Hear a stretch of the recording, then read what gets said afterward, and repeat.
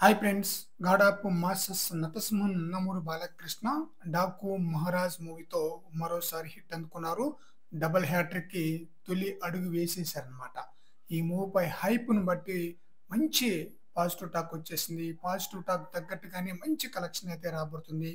ఇప్పటికే 100 కోట్లకు పైగానే గ్రాస్ కలెక్షన్స్ రాబట్టింది ఈ చిత్రం. ఇక ఈ మూవీ ఓవర్సీస్ లో కూడా అదిరిపోయే వసూలను రాబడుతుంది.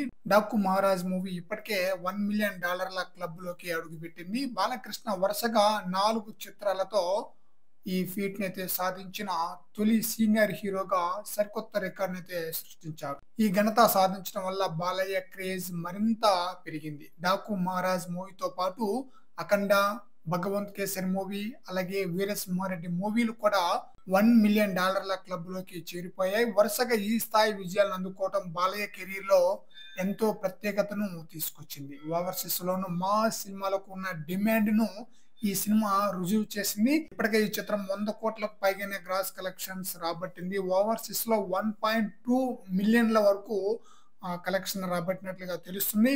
మరి చూడాలి లాంగ్ రన్ లో ఈ మూవీ ఎంత వరకు కలెక్షన్స్ రాబడుతుంది అనేది, ఎలాంటి రికార్డులను క్రియేట్ చేస్తుంది అనేది.